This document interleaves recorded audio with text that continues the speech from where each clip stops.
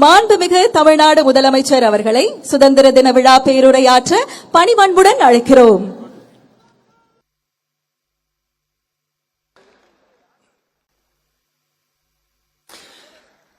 தமிழ்நாடு சட்டமன்ற பேரவைத் தலைவர் அவர்களே, மாண்புமிகு அமைச்சர்கள், நீதியரசர்கள், எம்எல்ஏஸ், எம்பிஸ், உள்ளாட்சி பிரதிநிதிகள், தலைமை செயலாளர் உள்ளிட்ட அரசு அதிகாரிகள், நம்ம தாய்நாட்டின் சுதந்திர போராட்டத்தில் பங்கேற்று இன்னைக்கும் வாழ்ந்துட்டு இருக்கிற தியாகிகள், தற்போது குடும்ப ஓய்வூதியம் பெற்று வரும் சுதந்திர போராட்ட தியாகிகளின் வாரிசுதாரர்கள், டிஜிபி உள்ளிட்ட அனைத்து காவல்துறை அதிகாரிகள், முப்படைகளை சேர்ந்த அலுவலர்கள், வீரர்கள், சிறப்பு விருந்தினர்கள், இன்னைக்கு இந்த சுதந்திர தினத்தில் கோட்டையில கொடியேற்றுறத பார்க்க வந்திருக்கிற பொதுமக்களுக்கும், இந்த சுதந்திர தினத்தை கொண்டாடிக்கிட்டு இருக்கிற என் நெஞ்சில் குடியிருக்கும் தமிழக மக்களுக்கும், மாணவ மாணவிகளுக்கும் அனைவருக்கும் என்னுடைய சுதந்திர தின நல்வாழ்த்துக்கள், என்னுடைய வணக்கத்தையும் தெரிவிச்சுக்கிறேன். தங்களுடைய உயிரை, உடமைய, வாழ்க்கைய எல்லாம் இழந்துட்டு நமக்காக சுதந்திரம் வாங்கி கொடுத்த நம்ம சுதந்திர போராட்ட தியாகிகள், அதுல பிரபலமானவர்கள் மற்றும் பேர் தெரியாதவங்க அப்படின்னு இருந்தாலும் அவங்க எல்லாருக்கும், ஏன் அவங்க ஒவ்வொருத்தருக்கும் தனிப்பட்ட முறையில் என்னுடைய வீர வணக்கங்கள்.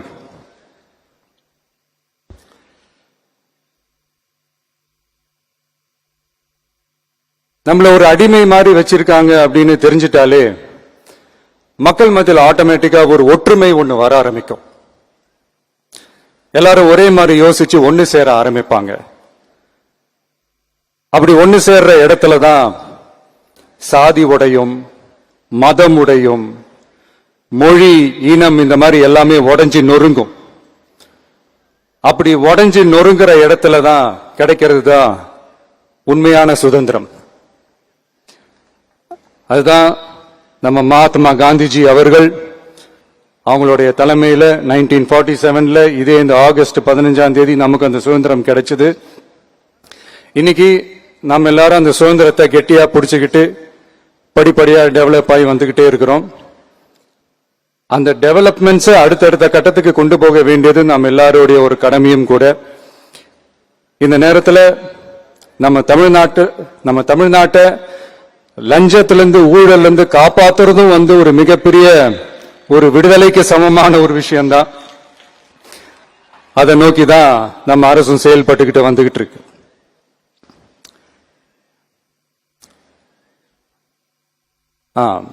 இந்த 386 ஆண்டு பழமையான இந்த கோட்டையில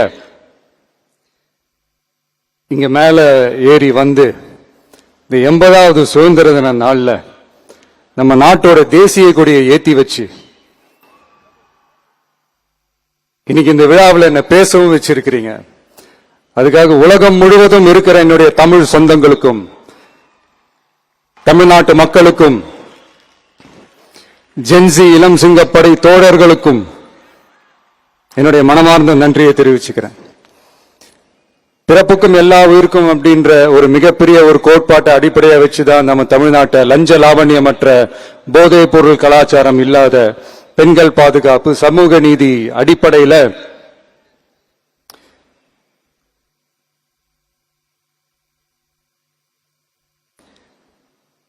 ஒரு வெளிப்படையான, ஒரு உண்மையான, ஒரு நேர்மையான ஒரு நிர்வாகமா இதை நாம செயல்பட்டுக்கிட்டு வந்துகிட்டு இருக்கிறோம். பொது வாழ்வுல சமரசம் இருக்கவே கூடாது. மக்கள் நலன் தான் மிக மிக முக்கியமான ஒரு விஷயம். அந்த அடிப்படையில தான் தமிழக வெற்றி கழக அரசு செயல்பட்டுக்கிட்டு வந்துகிட்டு இருக்கோம். அதே அடிப்படையில தான் மக்கள் நலன் சார்ந்த திட்டங்கள்லையும் நம்ம சென்ட்ரல் கவர்மெண்டோட நிர்வாக ரீதியா ஒத்துழைப்போட இருக்கிறோம். But at the same time நம்ம தமிழ்நாடு கொள்கைகள்னு வந்துட்டா மாநில உரிமைகளுக்கு எதிரான முடிவுகளையும் சரி, தமிழ்நாட்டுக்கு எதிரான கொள்கை முடிவுகளையும் சரி நம்ம டிவிகே அரசு எப்பவுமே எதிர்க்கும். அதுல எந்த மாற்று கருத்துமே கிடையாது. அதே மாதிரி இதுக்கு முன்னாடி நிறைய திட்டங்கள்லாம் கொண்டு வந்திருக்காங்க. அதுல எதெல்லாம் மக்களுக்கு யூஸ்ஃபுல்லா இருக்கிற மாதிரி திட்டங்கள் இருக்கோ அதெல்லாம் கண்டினியூ பண்ணிக்கிட்டு தான் இருக்கிறோம். ஃபார் எக்ஸாம்பிள் ஜெயலலிதா மேடம் கொண்டு வந்த அம்மா உணவகம் திட்டம், அது இன்னும் மெருகேற்றி கண்டினியூ பண்ணிக்கிட்டு தான் இருக்கிறோம்.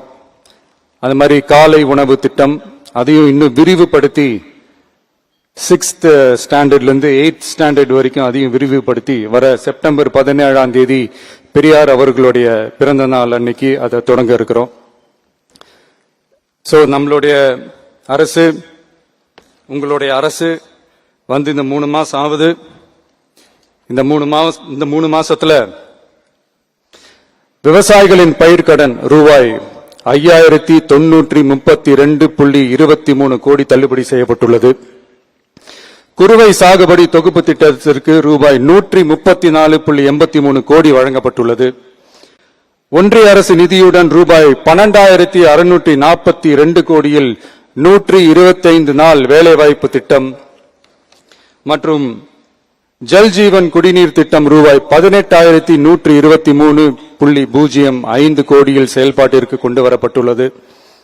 சுகாதாரத்துறையில் சேவைக்கு நலம் AI செயலி கொண்டு வரப்பட்டுள்ளது. பேரறிஞர் அண்ணாவின் பிறந்த நாளான செப்டம்பர் 15ஆம் நாள் தாய்மாமன் தங்க மோதிர திட்டம் ரூபாய் 755.83 கோடியில் தொடங்கப்பட உள்ளது.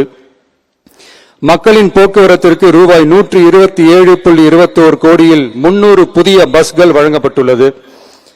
தமிழ்நாட்டில் மது பழக்கத்தை குறைத்திடும் வகையில் முதற்கட்டமாக 717 டாஸ்மாக் கடைகள் மூடப்பட்டுள்ளன.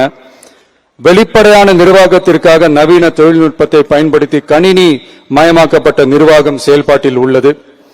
முன்னெப்போதும் இல்லாத ஆளில்லா பத்திரப்பதிவு செயல்பாட்டிற்கு கொண்டு வரப்பட உள்ளது. கோயில் நிலங்கள் கணக்கெடுக்கப்பட்டு அனைவருக்கும் தெரியுமாறு ஆன்லைனில் ஏற்றப்படுகிறது. வருவாய்த்துறையில் அனைத்து சான்றிதழ்களும் 15 தினங்களுக்குள் வழங்கப்படுகிறது. லஞ்சம் வாங்குவதை புகார் செய்ய புதிய வாட்ஸ்அப் எண் அறிவிக்கப்பட்டுள்ளது. அரசின் வருமானம் தனிநபருக்கு செல்வது தடுக்கப்பட்டுள்ளது. அனைத்து துறைகளிலும் லஞ்சம் ஊழல் ஒழிக்க தொடர் நடவடிக்கை எடுக்கப்பட்டு வருகிறது. கனிம பயன்பாடு முறைப்படுத்தப்பட்டு நவீன தொழில்நுட்ப உதவியுடன் விநியோகிக்கப்படுகிறது. சட்டம் ஒழுங்கு தீவிரமாக கண்காணிக்கப்பட்டு பராமரிக்கப்பட்டு வருகிறது. ஜூன் மாதம் 29-30ஆம் தேதியில் நடந்த மாவட்ட ஆட்சியர் மற்றும் காவல் கண்காணிப்பாளர் மாநாட்டில் சட்டம் ஒழுங்கு பிரச்சனையில கடுமையான நடவடிக்கை எடுக்க உத்தரவு போட்டிருக்கிறோம். அரசு அலுவலகங்கள், காவல் நிலையங்களும் மக்களுக்கான சேவை மையங்களாக மாறணும்னு வலியுறுத்தி இருக்கிறோம். அது மட்டும் இல்லாம கவர்மெண்ட் ஆபீஸுக்கு வர்ற மக்களுக்கு அவங்க குறைகளை தீர்க்கிறதுக்கும் தேவையான தகவல்களை பெறுவதற்கும் நலத்திட்ட உதவிகள் பெற கவர்மெண்ட் ஆபீஸை தேடி வர்றப்போ அவர்கள் மிகவும் கண்ணியமாக நடத்தப்படணும். மக்களை கனிவா அன்பா நடத்தணும்னு சொல்லி இருக்கிறோம். மக்களை அலைய விடக்கூடாது. கோரிக்கைகளை நல்லபடியா ஆராய்ஞ்சு சரியான வழியில தீர்வு தர சொல்லி இருக்கிறோம். சுதந்திர போராட்ட தியாகிகள் தங்கள் உயிரை தியாகம் செஞ்சு கிடைச்ச சுதந்திரம் மிக சிலருக்கான சுதந்திரமா மட்டும் இல்லாம ஒவ்வொரு இந்திய குடிமகனுக்கும் சுய மரியாதை, சம உரிமை, சம வாய்ப்பு மற்றும் கண்ணியமான வாழ்க்கையை வழங்கும் உண்மையான மக்கள் சுதந்திரமா இருக்கணுங்கிறதே எல்லாரோட மிகப்பெரிய எதிர்பார்ப்பா இருக்கு. அதை நிறைவேற்றுற பொறுப்பும் நம்மளோடது தான். தமிழ்நாட்டு மக்களோட இணைஞ்சு தமிழகத்தை இந்தியாவின் முன்மாதிரி மாநிலமாகவும் உலக அளவில் வளர்ந்த நாடுகளுக்கு இணையா தமிழ்நாட்டு பொருளாதாரத்தை 2036 ஆண்டுக்குள் $1.5 trillion உயர்த்திட நாம உறுதியேற்போம். மக்களே, எல்லாரும் ஓட்டு போட்டுட்டோம். உங்க அண்ணனை, உங்க தம்பிய, உங்க பிள்ளைய எல்லாரும் ஜெயிக்க வச்சு முதலமைச்சரா ஆக்கிட்டோம். அதனால நம்ம கடமையெல்லாம் முடிஞ்சிருச்சுன்னு சொல்லி யாரும் ஒதுங்கி போயிடாதீங்க. இனிமேதான் நீங்க நம்மளோடவே கூடவே இருக்கணும். உறுதியா நம்ம அரசோடவே கூட இருக்கணும். அப்பதான் உங்களுக்காக இருக்கிற எல்லா நல்ல திட்டங்களையும் என்னால செயல்படுத்த முடியும். 8 கோடி பேரோட அந்த பிரதிநிதி தான் முதலமைச்சர் பதவின்னு சொல்லுவாங்க. அதனாலதான் சொல்றேன், மக்கள் தான் ஆட்சியாளர்கள். இங்க நானு எல்லாருமே, அங்க இருக்கிறவங்க எல்லாருமே மக்களோட சர்வன்ட்ஸ். அப்படிதான் நான் அதை பார்க்கிறேன். சோ வாங்க எல்லாருமா சேர்ந்து நம்ம கடமையை சேர்ந்து செய்வோம்.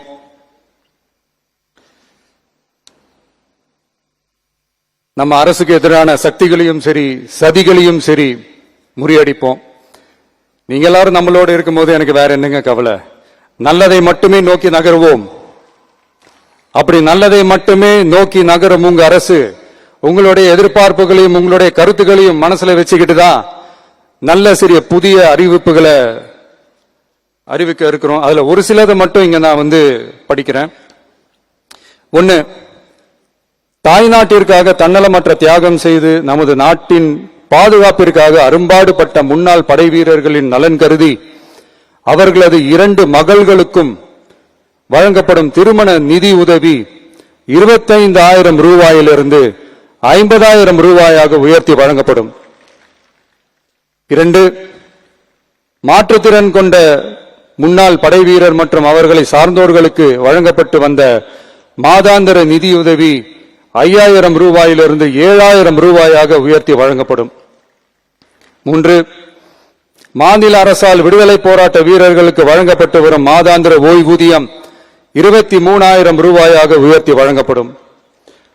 4, மாநில அரசால் விடுதலை போராட்ட தியாகிகளின் குடும்பங்களுக்கு வழங்கப்பட்டு வரும் மாதாந்திர குடும்ப ஓய்வூதியம் 12,500 ரூபாயாக உயர்த்தி வழங்கப்படும். 5, வீரபாண்டிய கட்டபொம்மன், முத்துராமலிங்க, விஜய ரகுநாத சேதுபதி, மருது சகோதரர்கள் மற்றும் வாவு சிதம்பரனார் ஆகியோரின் வழித்தோன்றல்களுக்கு வழங்கப்பட்டு வரும் மாதாந்திர சிறப்பு ஓய்வூதியம் 11,500 ரூபாயாக உயர்த்தி வழங்கப்படும். இவற்றிற்கான அரசாணைகள் அரசால் வெளியிடப்பட்டுள்ளது.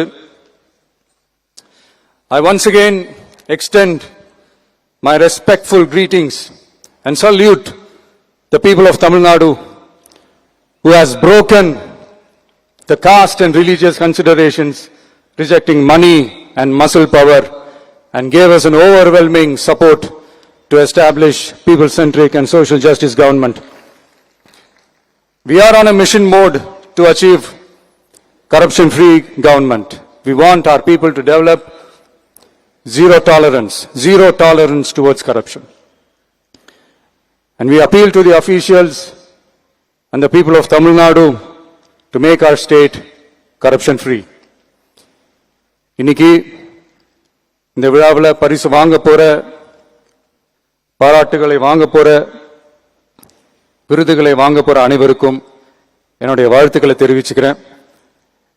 இந்த விழாவை ரொம்ப அழகா ஏற்பாடு செஞ்ச பொதுத்துறை செயலாளர் அவர்களோட சேர்ந்து அலுவலர்களுக்கும், காலையிலேயே இந்த பிராக்டிஸ் பண்ணி சிறப்பான பரேட் நடத்திய காவல்துறை நண்பர்களுக்கும், இந்த விழாவை ரொம்ப பாதுகாப்பாக நடத்திய காவல்துறை அதிகாரிகளுக்கும், ஊடகத்துறை நண்பர்களுக்கும், சமூக ஊடகத்துறை நண்பர்களுக்கும் என்னுடைய மனமார்ந்த நன்றியை தெரிவிச்சுக்கிறேன்.